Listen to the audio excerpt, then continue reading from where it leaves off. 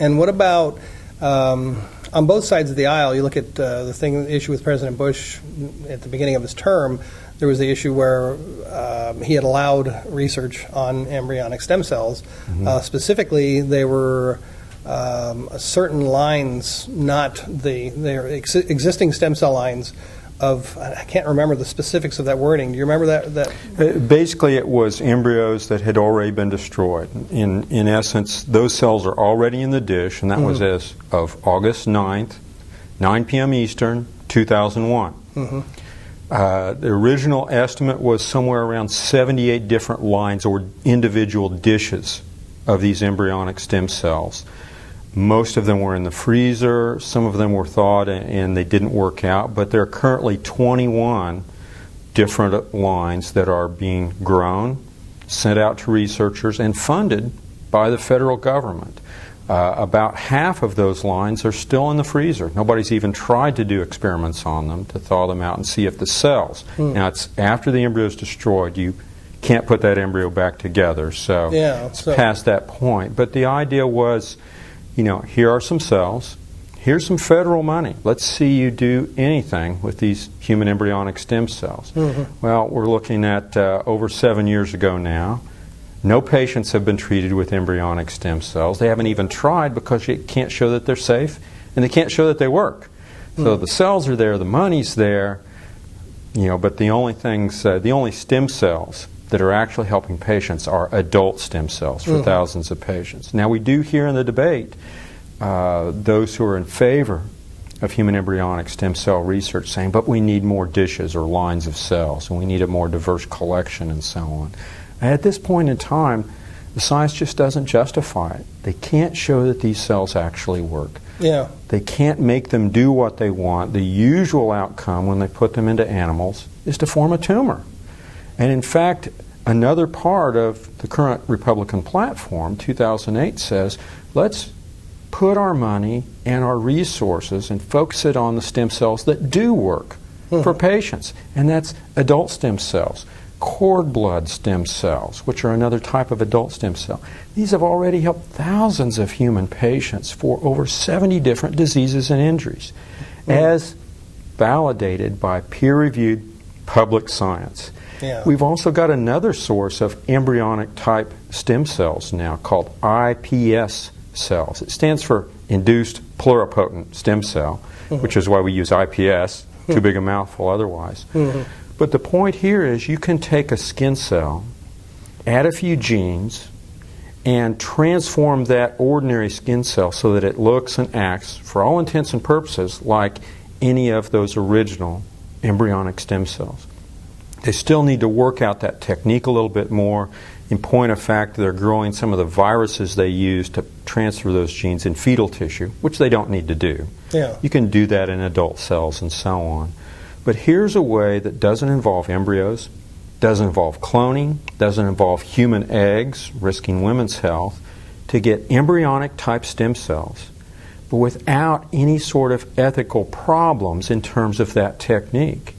And even more direct, just last week, researchers at Harvard reported that they could take an adult cell and transform it directly into another type of adult cell.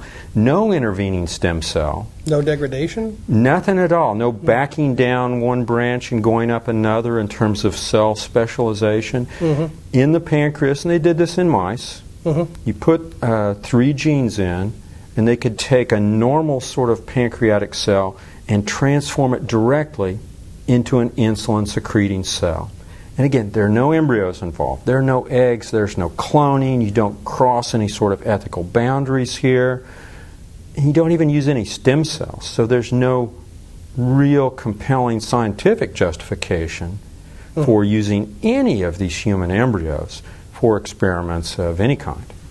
And as far as that goes, I mean, that's what we're talking about all the time is, ethically speaking, it's not so much, and even though the argument can be made that they haven't found any cures through the embryonic stem cell research, but of course we're saying ethically you're not supposed to do it anyway. It's not something we should do. So we do have lots of examples of cord blood and human adult stem cells that have served and helped people. So we don't even have to go down the murky ethical road. That's right. In addition to that, or actually I should say, as another item, this kind of parallels what happened with vaccines, doesn't it? I mean, years ago when the research for vaccines was going on, instead of pursuing other methods, when they wanted to do these multiples like the MMR, for instance, they pursued aborted fetuses to come up with a solution. Yeah, it was kind of the old idea in terms of growing any cell was, well, the younger the tissue, the better. And so they went to aborted fetal tissue. Well, what you found out in the intervening years is there's no need to use that tissue.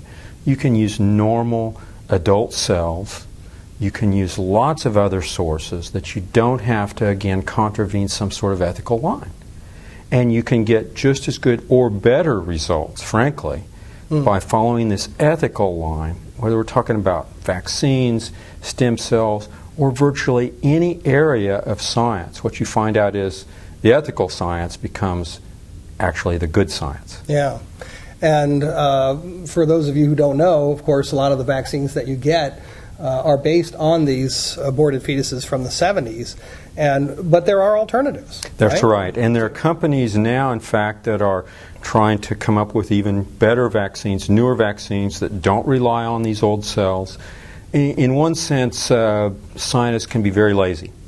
You know, they take what's available, they take what they're familiar with, they take what's cheapest, and that's how they do these experiments, whether it's coming up with a vaccine or viruses to transform stem cells or anything like that.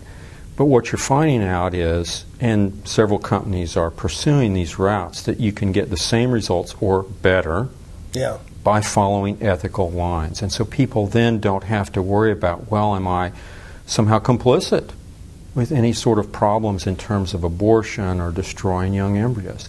There's frankly just no need to cross those ethical lines. Yeah.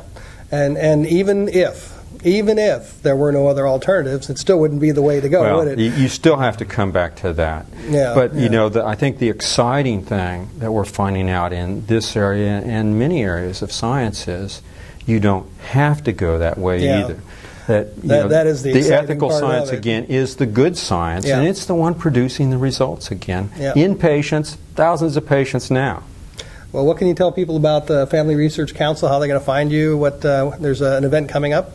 That's right. Family Research Council, you can find us on the web at frc.org. You can find out more information about the topics we've been discussing as well as others that are important to give you background in terms of the cultural battles and fighting for a culture of life. And coming up September 12th to 14th, here in Washington, D.C., we'll have the Values Voter Summit. We'll have lots of different folks talking. We have invited Senator McCain as well as Senator Obama. There will be some focus on good public policy, and so a lot of background information for people to come learn more about this. Go to frc.org and you can find out more about it. Great. And we'll also be broadcasting this live, streaming video on the web. You can go to prolifeunity.com. You'll see the link there. We'll promote it, encourage others to watch what's going on. After all, we've got to challenge our representatives to do the right thing. And that's right. Values voters, that's one way is to get people to vote their values. And we have the monthly Call for Life. It's coming up this Friday. Every first Friday, we encourage everyone to communicate with their representatives and just tell them to be more moral and to stand up for the decency and values in life. So it's a simple project, and if you haven't heard of it yet, maybe spread it around. And there's nothing to it. Call your representatives every first Friday. Let them know that you want them to oppose abortion and human-killing research, and it's up to us. We're the ones who are going to make the difference in all of this, aren't we? It's so important that people make their voices known, make their opinions known. There are elected representatives. We need to let them know what we think about these issues.